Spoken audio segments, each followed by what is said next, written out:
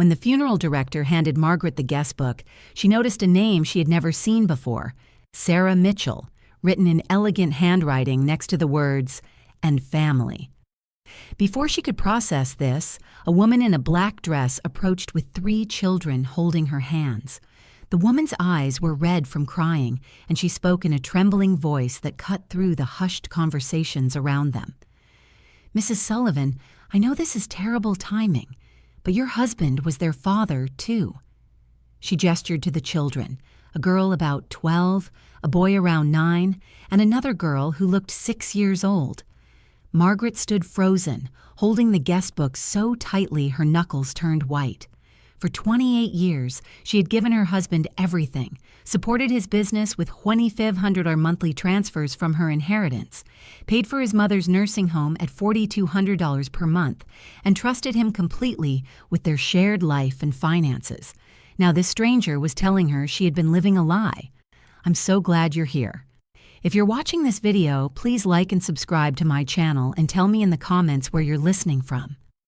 Margaret Sullivan had spent 52 years building a life she thought was solid and true. She had met James Sullivan when she was 24 years old, working as a nursing supervisor at St. Mary's Hospital in downtown Chicago. James had come in with a broken arm from a construction accident, and his smile had made her forget every hospital policy about getting involved with patients. He was charming, funny, and had this way of making her feel like she was the only woman in the world.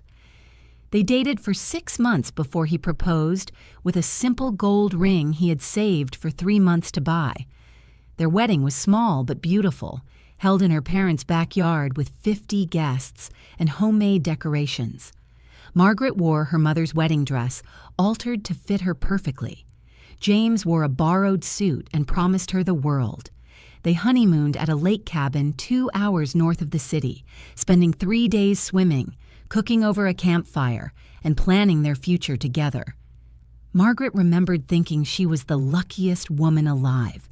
She had found a man who loved her, who wanted children, who talked about growing old together on a porch somewhere with grandchildren running around.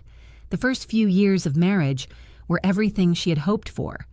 James worked hard in construction, eventually starting his own contracting business called Sullivan Quality Builders.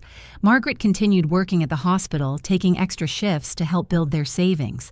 They bought a small house in a quiet neighborhood, a 2-bedroom ranch-style home that needed work but had good bones.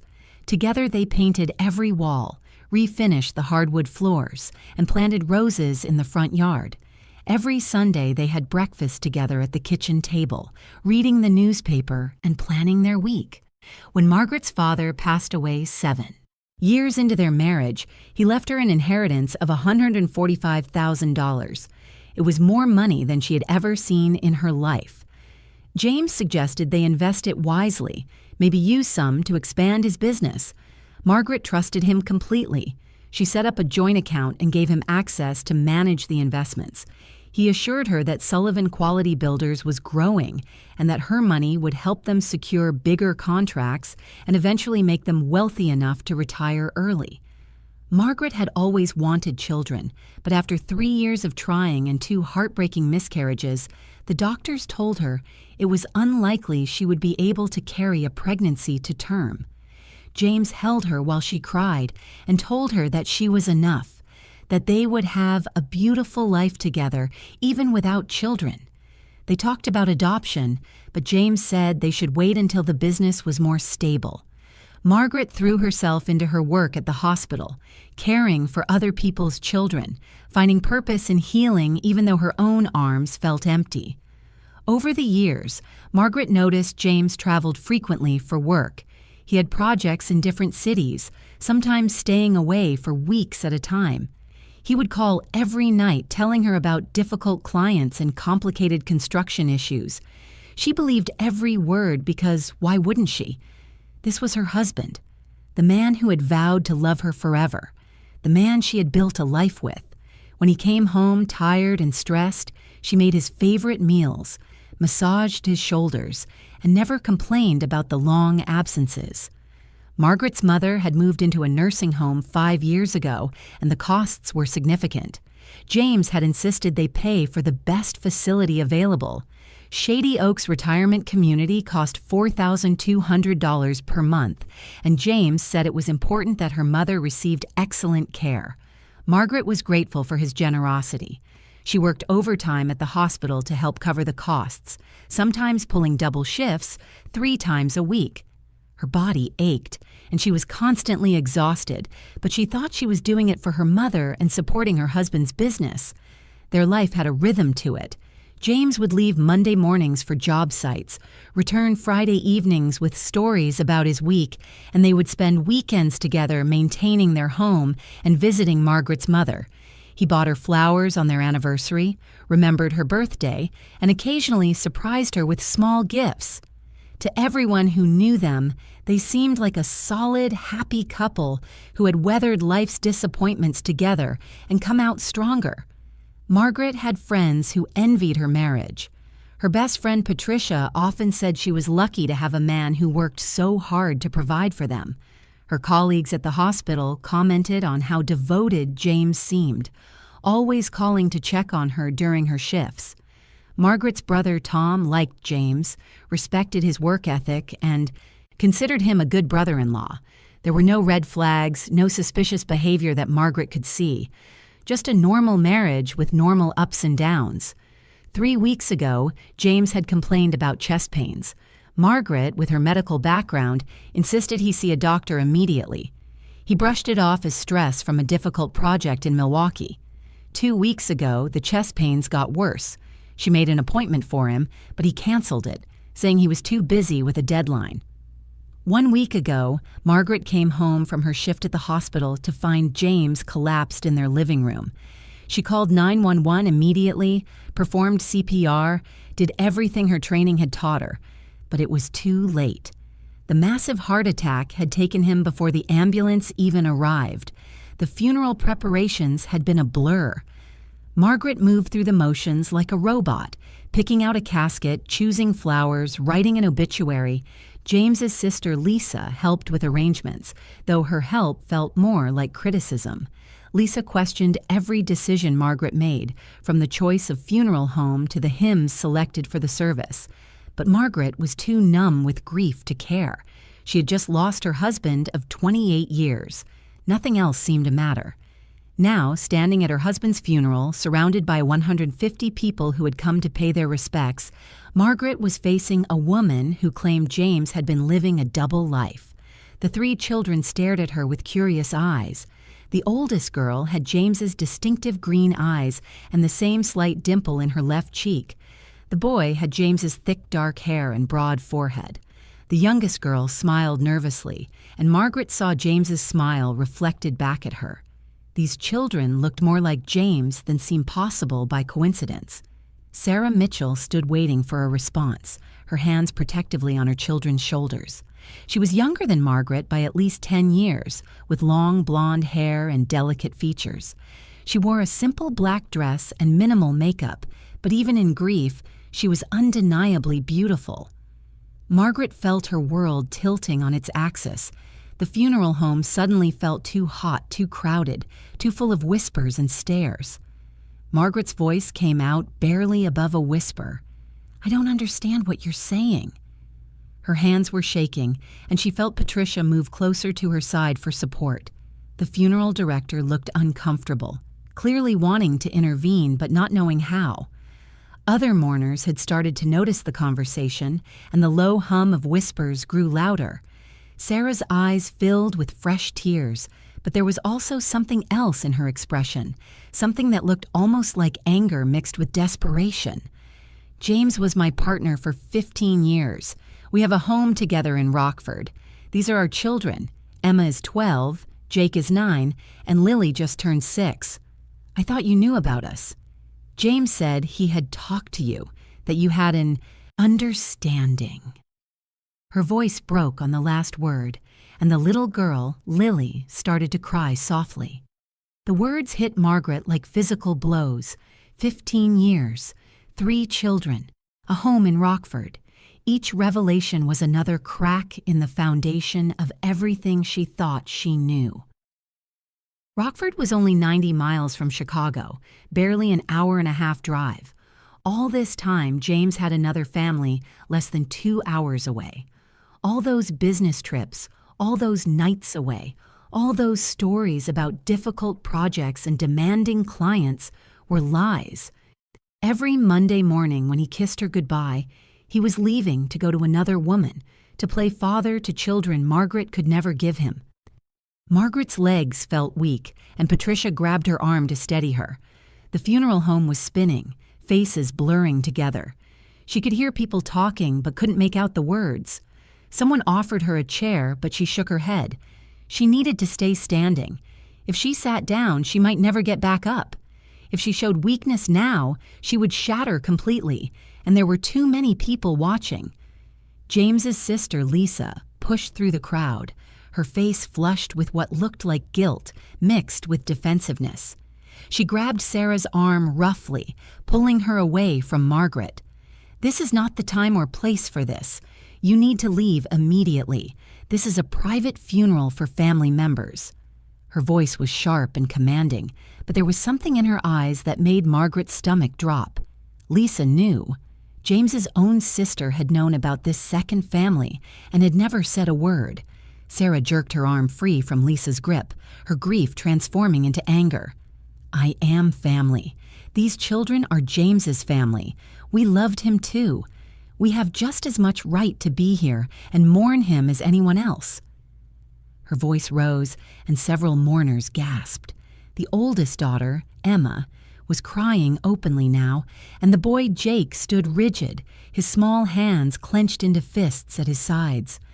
Margaret found her voice, though it sounded strange and distant to her own ears. "How long have you known, Lisa?" The question hung in the air between them. Lisa's face went pale, and she looked away, unable to meet Margaret's eyes. The silence was confirmation enough. James's family had known. They had sat at Margaret's dinner table, accepted her hospitality, smiled to her face while keeping this devastating secret. The funeral director finally stepped forward, his professional demeanor cracking under the tension. "Perhaps we should take this discussion somewhere more private. The service is scheduled to begin in 10 minutes. His suggestion was practical, but Margaret couldn't move. She stood rooted to the spot, staring at the 3 children who represented everything she had wanted and never been able to have. They were flesh and blood proof that her husband had found what Margaret couldn't give him and had simply gone elsewhere to get it. Patricia spoke softly in Margaret's ear. "Come on, honey, let's go to the family room. You don't have to do this here in front of everyone." Her friend's gentle voice finally broke through the shock, and Margaret allowed herself to be led away. As she walked past Sarah and the children, she heard little Lily ask in a confused voice, "Mommy, who is that lady? Why is she wearing Daddy's wedding ring?" The innocent question pierced Margaret's heart more deeply than any of Sarah's revelations had. In the small family room off the main chapel, Margaret collapsed into a chair while Patricia closed the door against the curious stares of the mourners. Through the wall, she could hear the organ music starting, signaling that the service was about to begin. Her husband's funeral was happening, and she was hiding in a side room trying to process the fact that her entire marriage had been a lie. James wasn't the man she thought he was. The devoted husband, the hard-working businessman, the loving partner who had promised her the world was actually a fraud who had maintained 2 completely separate families for 15 years. Margaret's mind raced through the timeline. Emma was 12 years old. That meant James had met Sarah 13 years ago, started a relationship with her, gotten her pregnant while still coming home to Margaret every weekend. While Margaret was working double shifts to support his business and pay for her mother's nursing care, James was building a second life with a younger woman. While Margaret had grieved the children she couldn't have, James was having children with someone else and hiding them like dirty secrets. The financial implications started to dawn on her slowly. If James had another family, he had been supporting them financially. Where had that money come from? Her inheritance that she had given him to invest in the business, was it really invested, or had it been funding his second life?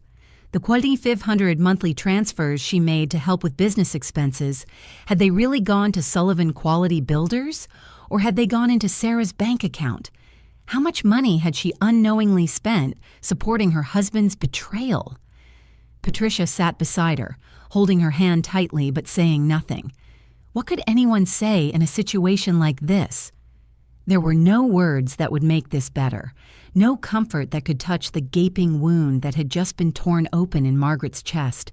Her husband was dead, and she couldn't even properly grieve him because she was discovering she had never really known him at all. A soft knock on the door interrupted her spiraling thoughts. The funeral director poked his head in, his expression apologetic. "Mrs. Sullivan, I'm very sorry, but we need to start the service. People are waiting." Margaret nodded mechanically. She had to get through the funeral. She could fall apart later.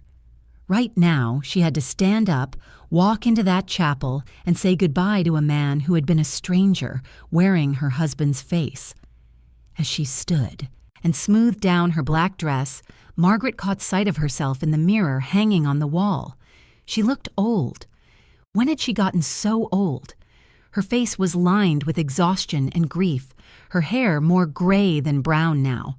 She was 52 years old, and she had just discovered that half her adult life had been built on lies. What did she even have left? A house with a mortgage, a job that exhausted her, and a shattered heart that would never fully heal. Patricia helped her out of the room, and they walked together toward the chapel. As they entered, Margaret saw Sarah and the 3 children sitting in the back row, as far from the front as possible, but still present, still claiming their place in James's death. The sight of them made Margaret's stomach turn, but she forced herself to look forward, to focus on the casket at the front of the room where James lay in his best suit, looking peaceful in death in a way he had never been honest in life. The service passed in a blur. A pastor Margaret had never met before spoke about James's commitment to his work and his generous spirit. Several business associates stood to share stories about his professionalism and integrity. Each word felt like a slap. They were praising a man who had led a double life, who had lied to everyone who loved him. Margaret sat in the front row, numb and silent, while Patricia held her hand and her brother Tom sat on her other side, his jaw clenched in barely contained fury. When it came time for family to speak, Margaret stayed seated. She had prepared a eulogy earlier in the week, words about their 28 years together, memories of their courtship and wedding, tributes to his kindness and dedication. But those words felt hollow now. How could she stand up and talk about a marriage that had been half fiction? How could she share memories that were real for her but meaningless for him? She couldn't. She simply sat there while James's business partner said a few words and Lisa read a poem their mother had liked. As the service ended and people began filing out to head to the cemetery, Margaret made a decision. She stood up slowly, turned around, and walked directly to the back row where Sarah sat with the children. The chapel had mostly cleared out, and only a few stragglers remained to witness what happened next. Patricia tried to stop her, but Margaret shook off her friend's restraining hand. She needed answers, and she needed them now. Sarah looked up as Margaret approached, her expression wary. The 3 children huddled closer to their mother, clearly frightened by the intensity in Margaret's face. Margaret stopped a few feet away, close enough to speak quietly, but not so close as to be threatening. When she spoke, her voice was steady and cold, all the warmth drained out of it by shock and betrayal. "I need to know everything. Not now, not here, but soon. I need to understand how this happened, how long it went on, how much money he spent on you. Do you understand? Me?" Her eyes bored into Sarah's, demanding acknowledgement. Sarah nodded slowly, tears streaming down her face again. The girl, Emma, was watching Margaret with a mixture of fear and something else, something that looked like guilt or maybe pity. "We live at 847 Maple Street in Rockford," Sarah said quietly. "James bought the house 10 years ago. It's in his name. There are documents, bank statements, everything you want to see. I'll show you everything." Her voice was small and defeated. Whatever confrontation she had expected at the funeral, this cold, controlled fury from Margaret seemed to frighten her more than yelling would have. Margaret pulled out her phone with shaking hands and typed the address into her notes. Maple Street in Rockford. She would go there tomorrow. She would see this house that her husband had bought with money that should have been theirs together.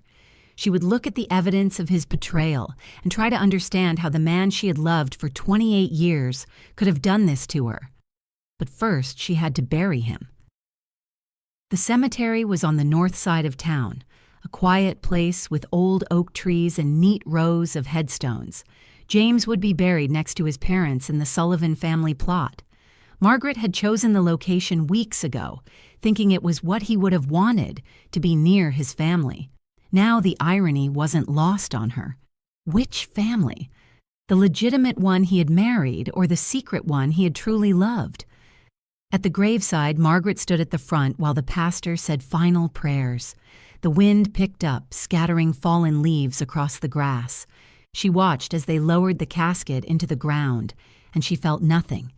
The grief that had consumed her for the past week had evaporated, replaced by a cold, empty space where her heart used to be. Sarah and the children stood far back under a tree, respectful of Margaret's position as the legal widow, but unable to stay away from their final goodbye to James. After the last prayer, people came up to offer condolences. Margaret accepted their hugs and sympathetic words mechanically, her mind already far away, already planning what she would do next. Her brother Tom pulled her aside as people started to leave, his face dark with anger. "I want to come with you tomorrow when you go to Rockford. You shouldn't face this alone." Margaret almost smiled at his protectiveness. Tom was 5 years younger than her, but had always acted like the protective older brother. "I'll be fine, Tom. I need to do this myself. I need to see it with my own eyes and understand what happened." She squeezed his hand gratefully. "But I might need your help later. I think there are going to be legal issues, financial problems I don't even know about yet." Tom nodded, his jaw tight. He had never liked James, had always said there was something off about him, but Margaret had dismissed his concerns as brotherly overprotectiveness. She wished now that she had listened. That evening, Margaret sat alone in the house she had shared with James for 25 years. Every room held memories that now felt tainted. The kitchen where they had cooked together on Sunday mornings, the living room where they had watched movies cuddled on the couch, the bedroom where they had made love and shared pillow talk about their dreams. Had any of it been real? Or had he been thinking about Sarah the whole time, wishing he was in Rockford instead of here with his legal wife? She walked through the house, touching things that had been James's. His favorite coffee mug in the kitchen cabinet, his reading glasses on the nightstand, his tools organized neatly in the garage. These objects had belonged to a man she thought she knew, but now they felt like props in an elaborate deception. How had he done it? How had he managed to maintain two completely separate lives for 15 years without anyone noticing? The logistics alone seemed impossible. Margaret went into James's home office, a small room off the living room where he kept his business papers. She had rarely gone in there, respecting his need for a private workspace. Now she wished she had been less respectful and more curious. She sat down at his desk and started opening drawers. Bills, receipts, business contracts, all the normal paperwork of a life. But then she found a locked file cabinet under the desk. She had never noticed it before, had never thought to look. The key was probably somewhere in the house, but Margaret didn't have the patience to search for it. She went to the garage, got a screwdriver and a hammer, and forced the lock. Inside the cabinet were files that made her blood run cold. Bank statements from an account she had never heard of, mortgage papers for the house on Maple Street in Rockford, birth certificates for Emma, Jake, and Lily Sullivan, a separate credit card with charges for children's clothing, school supplies, and groceries, a life insurance policy that listed Sarah Mitchell as the beneficiary. Margaret spread the documents across the desk, her hands trembling as she read through them. The checking account showed regular deposits of $2,500 every month for the past 15 years. Simple math told her that was $450,000 over those years. The mortgage on the Rockford house had been $225,000, paid off 5 years ago. School expenses, medical bills, family vacations to Disney World, and the Wisconsin Dells. James had been funding an entire second family while Margaret worked overtime shifts to help pay for her mother's nursing home care. The final document in the cabinet was the most devastating. It was a financial statement from an investment account, the account where James had supposedly invested Margaret's $145,000 inheritance. The balance was $3,147. Out of $145,000, only $3,147 remained. Margaret felt like she had been punched in the stomach. Her father's legacy, the money he had worked his whole life to leave for her security, had been almost completely spent on James's secret family. The rage that flooded through her was so intense, she thought she might be sick. She grabbed her phone and called her brother Tom. He answered on the first ring, his voice concerned. "Margaret, what's wrong?" She couldn't even speak at first, just gasped for air while tears streamed down her face. When she finally found her voice, the words came out in a furious rush. "He spent it all, Tom. My inheritance. Almost all of it. On them, on that woman and those children. $450,000 total over 15 years. He stole from me to support his other family." Tom was silent for a moment, and when he spoke, his voice was deadly calm. "I'm coming over right now. Don't touch anything else. We need to document everything and call a lawyer first thing in the morning. If James was stealing from you, there might be legal recourse to get some of that money back." He hung up, and Margaret sat in the office surrounded by the evidence of her husband's betrayal, feeling like her entire life had been a carefully constructed lie. When Tom arrived 30 minutes later, he found Margaret still sitting at the desk, staring at the financial documents with hollow eyes. He pulled up a chair beside her and started going through the papers methodically, taking photos of each one with his phone. His face grew darker with each document he reviewed. "This is worse than I thought. He wasn't just having an affair. This was systematic financial fraud. He took your inheritance and used it to build a life with another woman." They worked through the night, cataloging every piece of evidence they found. By dawn, they had a complete picture of James's double life. He had established the relationship with Sarah Mitchell 15 years ago when Emma was born. He had purchased the Rockford house 8 years ago, using $80,000 from Margaret's inheritance as the down payment. He had supported both families simultaneously, spending approximately $2,500 per month on Sarah and the children, while Margaret contributed $1,500 monthly to what she thought was his business account.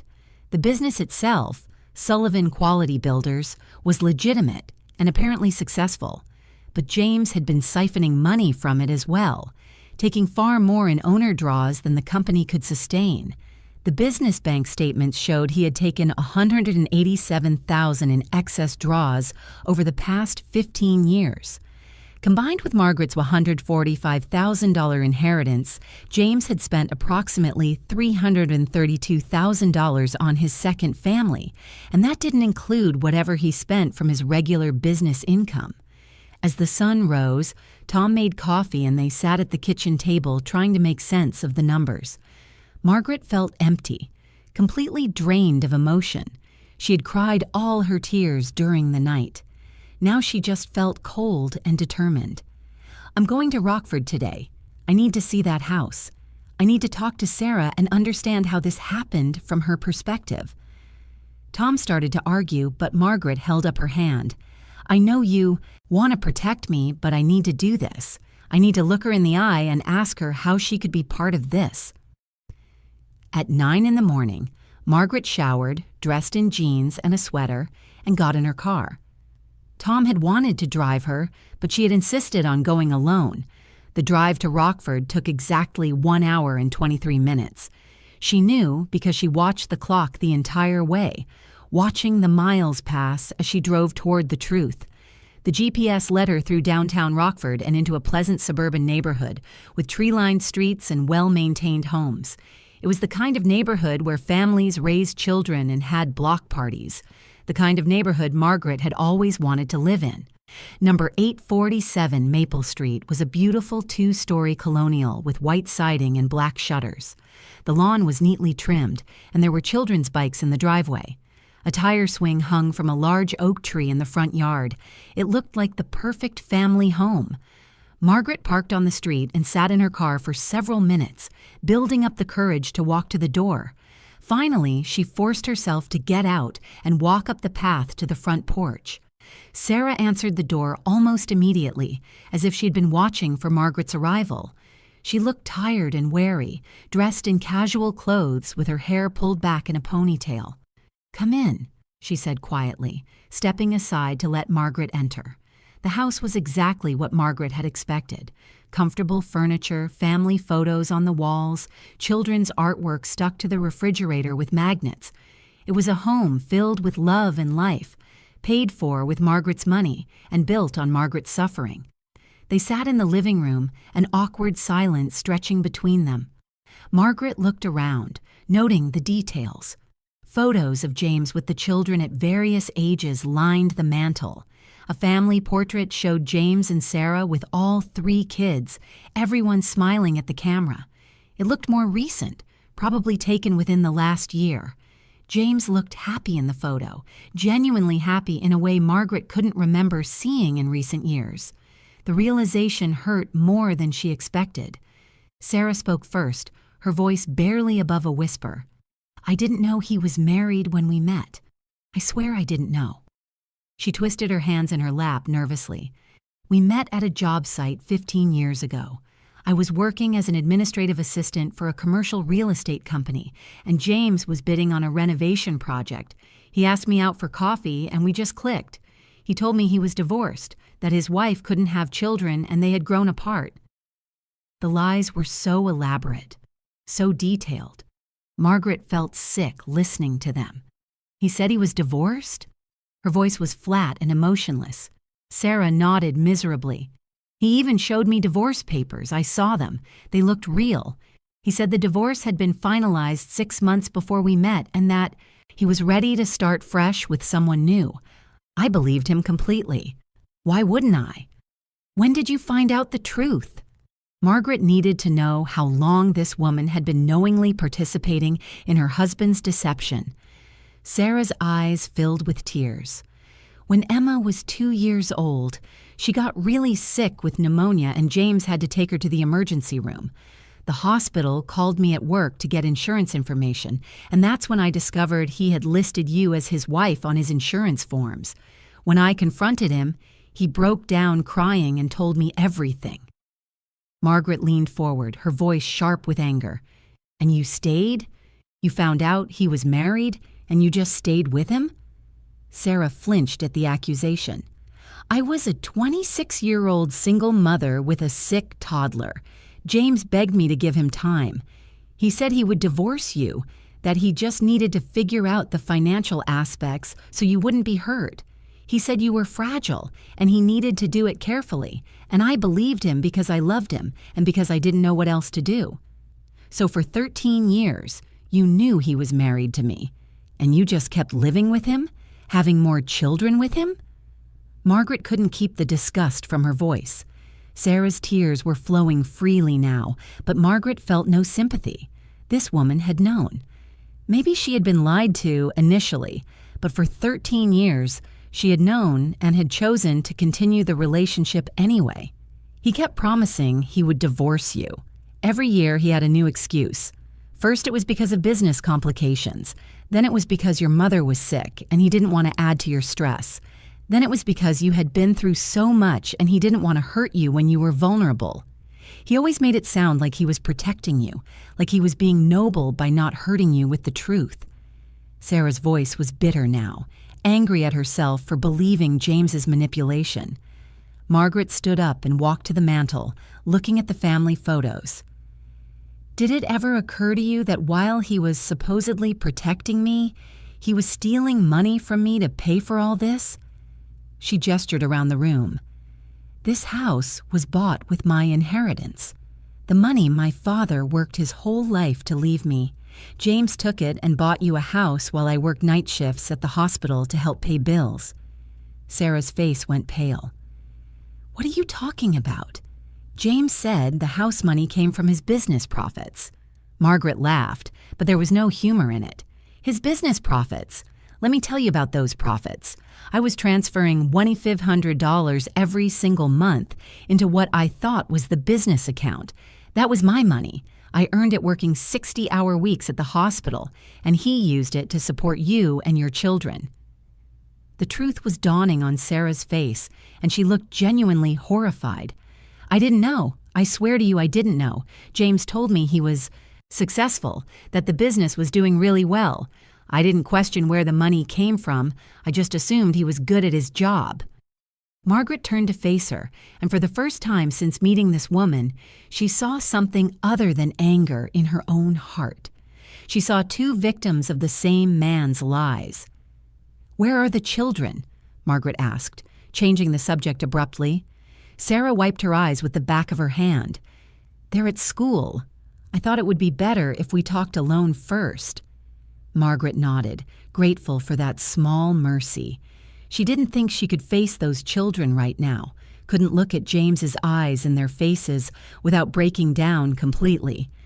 Sarah stood up and left the room, returning with a large accordion file. "These are all the financial records I have. Bank statements, bills, mortgage papers, everything. James handled most of the money, but I kept copies of things for tax purposes. You can take whatever you need." She held out the file, and Margaret took it, surprised by the woman's cooperation. Whatever Sarah Mitchell was, she didn't seem to be trying to hide anything now. They spent the next 3 hours going through documents together. Sarah explained what she knew about the finances, which wasn't as much as Margaret had hoped. James had kept tight control over the money, giving Sarah a monthly allowance for household expenses, but not sharing details about his income or where it came from. The mortgage had been paid off 5 years ago, which Sarah said had been a huge relief because money had been tight. Margaret now understood why. James had been stretching himself too thin trying to support 2 complete households. As Margaret was preparing to leave, Sarah stopped her at the door. "I know you have no reason to believe me, but I want you to know I'm sorry. I made terrible choices. I should have left when I found out he was married. I should have demanded he tell you the truth. I was weak and selfish, and I'm genuinely sorry for the pain I've caused you." Her apology sounded sincere, but Margaret was too raw to accept it yet. "I need to think about what happens next," Margaret said coldly. "There are legal issues here, money that needs to be accounted for. I'll be in touch through my lawyer." She walked out without looking back, carrying the accordion file full of evidence. As she drove away, she looked in her rearview mirror and saw Sarah standing on the porch, looking lost and frightened. Good. She should be frightened. Her comfortable life built on lies and stolen money was about to come crashing down. Back in Chicago, Margaret went straight to Tom's house.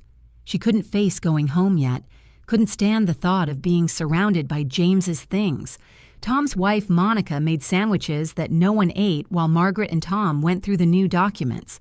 Between what they had found at James's office and what Sarah had provided, they now had a complete financial picture of the double life. It was even worse than they had initially thought. Margaret hadn't slept in 48 hours, and exhaustion was making her lightheaded. Monica insisted she lie down in their guest room, and Margaret was too tired to argue. She fell asleep almost instantly, but her dreams were nightmares filled with James's face laughing at her stupidity and 3 children who looked at her with accusatory eyes. She woke up screaming at 3 a.m., and Monica came running in to comfort her. They sat together in the dark guest room, and Margaret cried for the first time since the funeral, great heaving sobs that shook her entire body. The next morning, Tom drove Margaret to the office of Rebecca Chen, a family law attorney his company had used for various legal matters. Rebecca was a sharp woman in her early 40s, with kind eyes and a no-nonsense demeanor. She listened to Margaret's story without interrupting, taking detailed notes. When Margaret finished, Rebecca sat back in her chair and shook her head. "This is one of the more complicated cases I've seen. You have multiple legal issues at play here. Estate claims, potential fraud charges, questions about the status of the Rockford property." "What are my options?" Margaret asked, desperate for someone to tell her what to do next. Rebecca pulled out a legal pad and started making a list. "First, we need to file a claim against James's estate for recovery of your inheritance that was fraudulently spent. Second, we need to determine the legal status of the Rockford house. If it was purchased primarily with your money, you may have a claim to it. Third, we need to review James's will, if he had one. And fourth, we need to look at any life insurance policies and determine who the legal beneficiaries are." The mention of life insurance made Margaret's stomach drop. She remembered seeing a policy in the locked file cabinet that listed Sarah as the beneficiary. He had a $500,000 life insurance policy through his business. I saw papers that listed Sarah Mitchell as the beneficiary. Rebecca's expression hardened. If he was fraudulently naming someone other than his legal spouse as a beneficiary, that's another issue we can challenge. As his wife, you have legal rights that supersede any designation he made to a mistress. Over the next few weeks, Rebecca worked systematically through the legal maze that James had created. They discovered he had indeed left a will, written 5 years ago and hidden in a safety deposit box at his bank. The will divided his estate equally between Margaret and Sarah, as if both were legitimate wives with equal claims. It mentioned the 3 children and left them each $25,000 to be held in trust until they turned 21. The audacity of it was breathtaking. He had written Margaret's legal rights away as if his mistress had the same standing as his wife. Rebecca immediately filed challenges to every aspect of the will. Illinois law is very clear on this. You are the legal spouse. Sarah. Mitchell has no standing to inherit anything from James's estate. The children are a more complicated issue because they are his biological offspring, but the primary estate goes to you. Margaret felt no satisfaction in this legal victory. The money couldn't undo the betrayal or give her back the years she had wasted. The life insurance company initially tried to pay out the $500,000 to Sarah Mitchell, as named in the policy documents. Rebecca threatened a lawsuit, citing fraud and the legal priority of a spouse's claim. After a tense 2-week negotiation, the insurance company agreed to pay the full amount to Margaret instead. It was a hollow victory. She would have given every penny to have her old life back, to not know the truth about James's betrayal. Sarah Mitchell hired her own lawyer, a combative man named Robert Torres, who seemed to believe his client had legitimate rights to James's estate. He filed counterclaims arguing that Sarah had been in a common law marriage with James and that her contributions to their household should be recognized.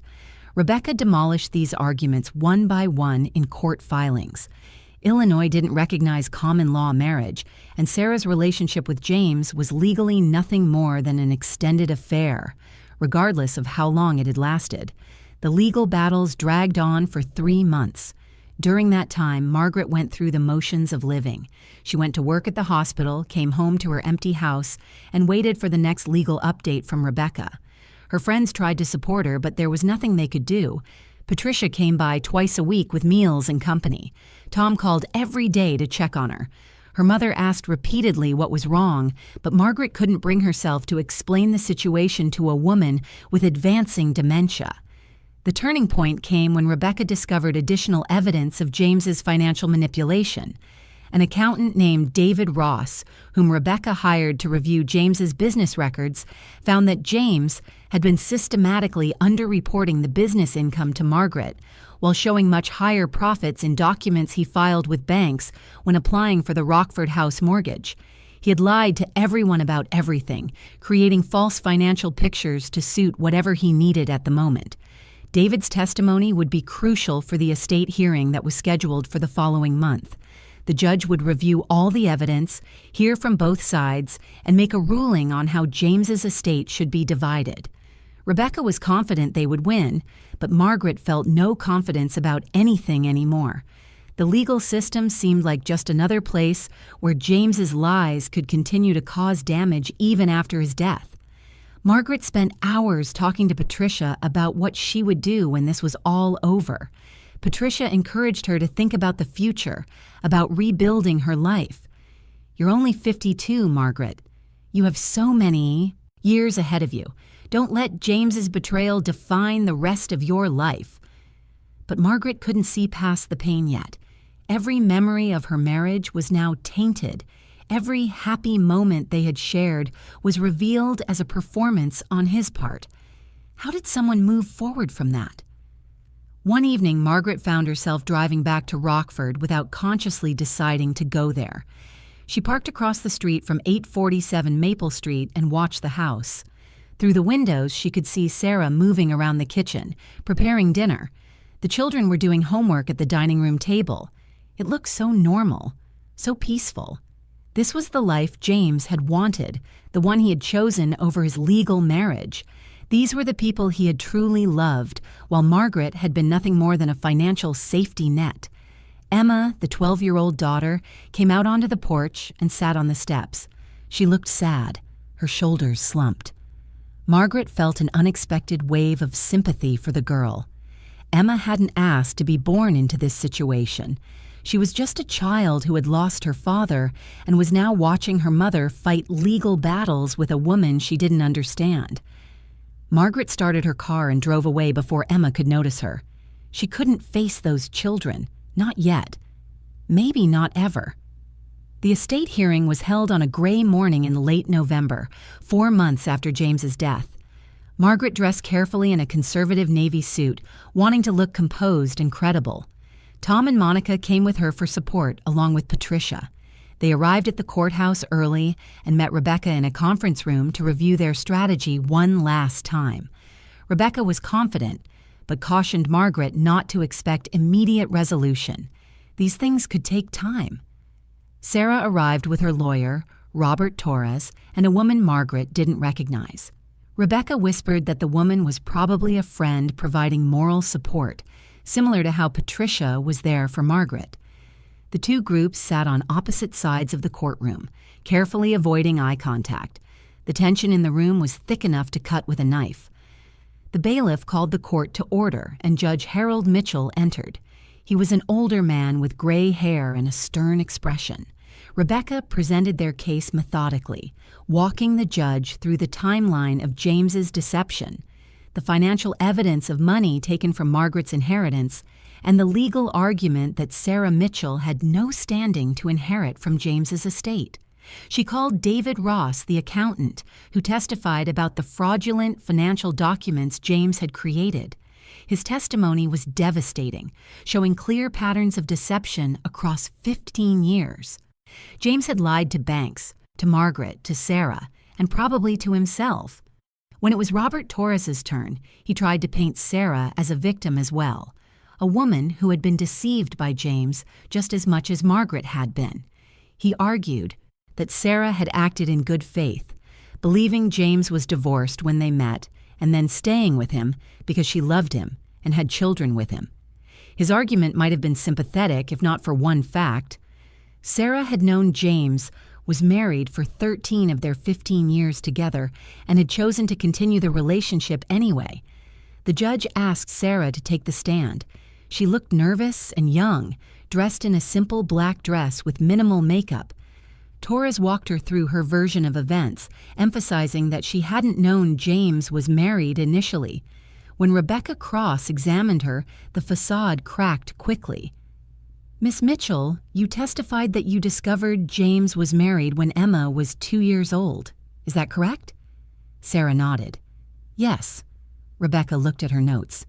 "So that would have been 13 years ago, and you continued the relationship for 13 more years after discovering he was married." Sarah's voice was barely audible. "Yes." Rebecca pressed on relentlessly. "In those 13 years, did James ever file for divorce from Mrs. Sullivan?" Sarah shook her head. "No, but he said he was going to." Rebecca raised her eyebrows. 13 years is a long time to be planning a divorce. At what point did you realize he was never going to leave his wife? Sarah started crying, and the judge offered her tissues. I don't know. I kept hoping. I loved him. Her admission hung in the air, a confession that she had knowingly participated in destroying Margaret's marriage. The judge asked Margaret if she wanted to make a statement. Rebecca had prepared her for this moment, but standing up to speak, Margaret felt her prepared words disappear. Instead, she spoke from her heart. Your Honor, I was married to James Sullivan for 28 years. I trusted him with everything I had, my heart, my money, my future.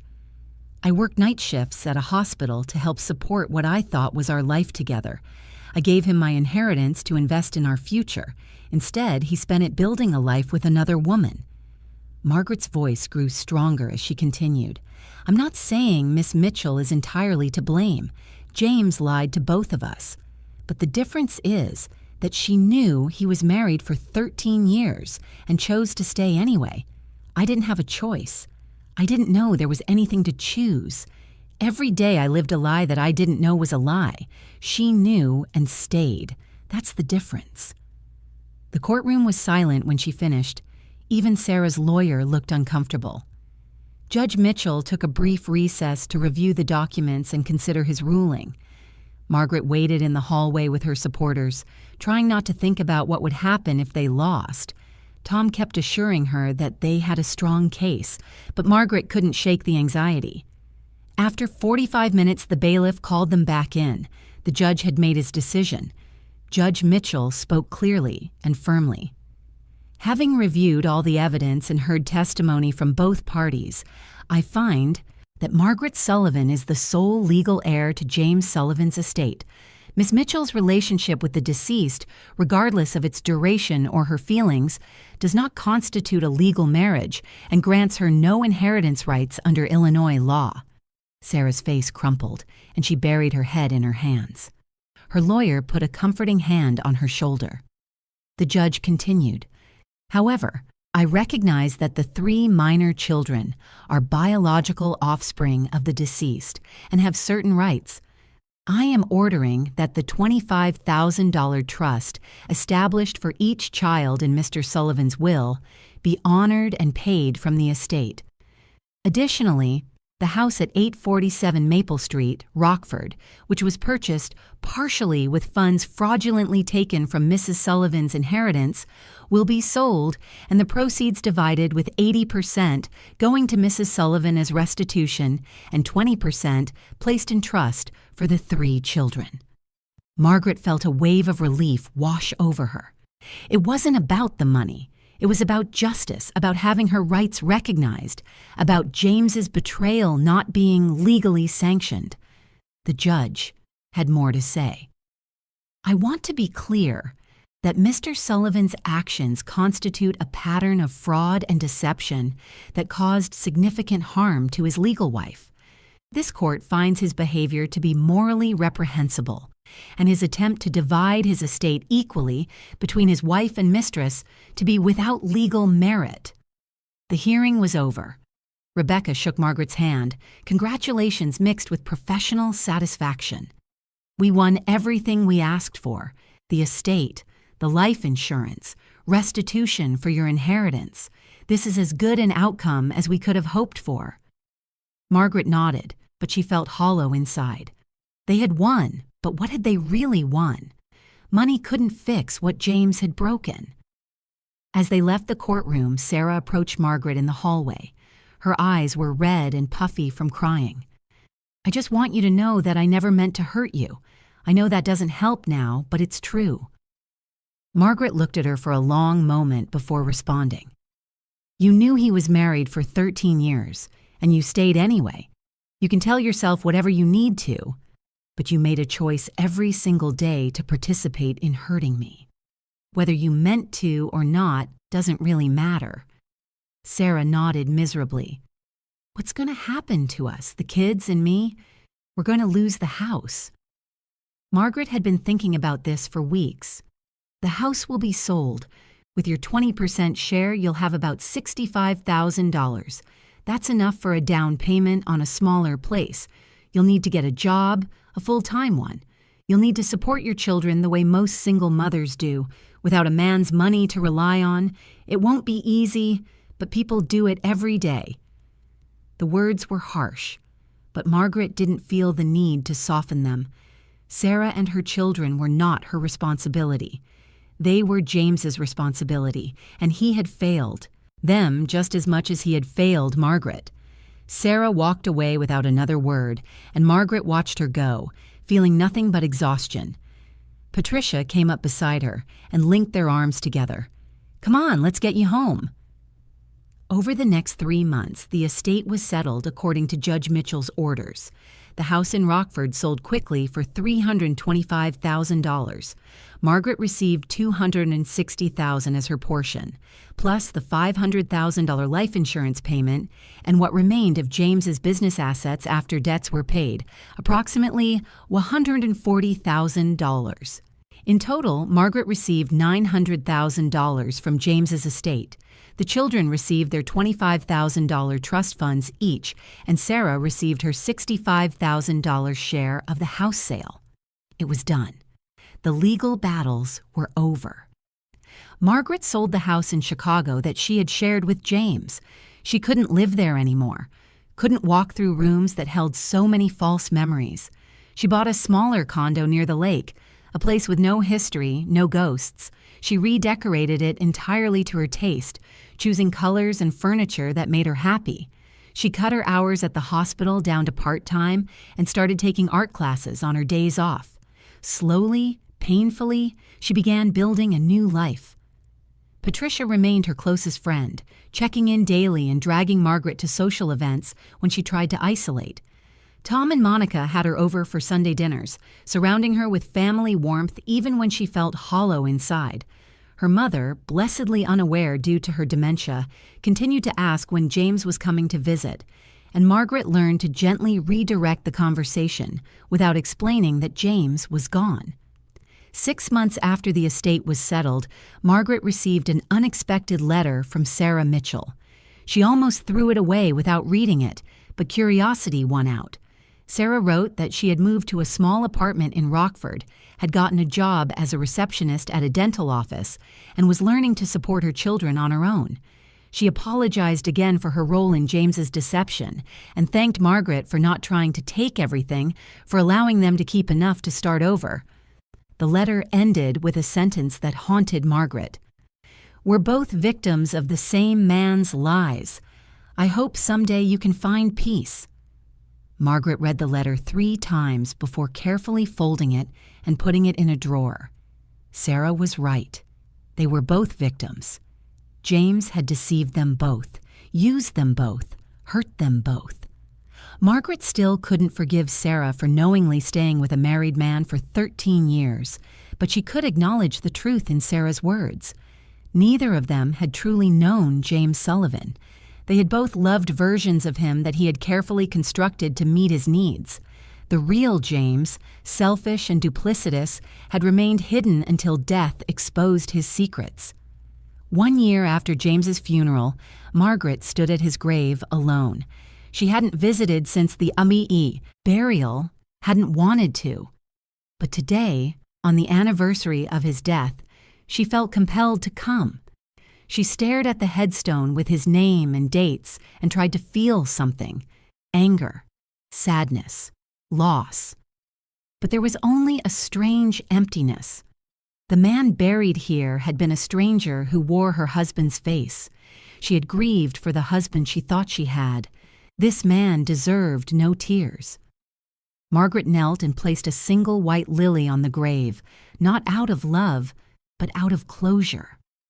"I survived you," she said quietly. "You tried to destroy me with your lies, but I survived. I'm building a new life now, a real one based on truth. You don't get to define me anymore." She stood up, brushed the dirt from her knees, and walked away. She didn't look back. James Sullivan and all his lies belonged to the past. Margaret was focused on the future now. She had learned hard lessons from James's betrayal. She learned that love without trust is meaningless. She learned that financial independence is crucial. She learned that people can lie so convincingly that even those who love them most cannot see the truth. She learned that surviving betrayal requires strength she didn't know she had. And most importantly, she learned that she was enough on her own. She didn't need a husband or a partner to complete her. She was complete all by herself. Margaret went back to her condo and made tea, sitting by the window that overlooked Lake Michigan. The water sparkled in the afternoon sun, and sailboats dotted the horizon. It was beautiful and peaceful. Her life was her own now. No more lies, no more betrayals, no more living in ignorance while someone else built another life with her resources. She had her friends, her family, her work, her art classes. She had enough money to live comfortably and the freedom to make her own choices. It wasn't the life she had planned, but it was real, and that made it precious. At 53 years old, Margaret had discovered that starting over was possible even when everything you believed was revealed as false. The betrayal would always be part of her story, but it wasn't the whole story. She was more than James's lies. She was a survivor, a fighter, a woman who had found strength in devastation. When she looked in the mirror now, she saw someone different from the woman who had stood at that funeral a year ago. She saw someone harder, yes, but also someone wiser and more self-possessed, someone who would never again give away her power to someone else. Margaret thought about the 3 children sometimes, wondering how they were doing, whether Sarah had managed to build a stable life for them. She bore them no ill will. They were innocent victims of their father's choices. Perhaps one day, when enough time had passed, she might reach out to Sarah and suggest a meeting. Not for friendship, but for mutual acknowledgement of their shared experience. 2 women who had loved the same man and been betrayed by him in different ways. But that day wasn't today. Today, Margaret was content to focus on her own healing, her own growth, her own truth. The most important lesson Margaret learned was about self-love and self-protection. For 28 years, she had put James first, had trusted him completely, had given him control over major aspects of her life. Never again would she be so trusting, so willing to hand over her power. She had learned to verify, to question, to protect herself first. It was a sad lesson, learned at enormous cost, but it was valuable nonetheless. The woman she was now would never have let James get away with what he did. She would have asked harder questions, demanded full transparency, and trusted her instincts when something felt wrong.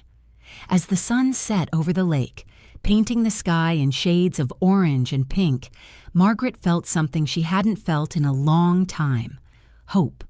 Not hope for romance or marriage, those ships had sailed, but hope for a future that was entirely her own, built on truth and filled with genuine connections.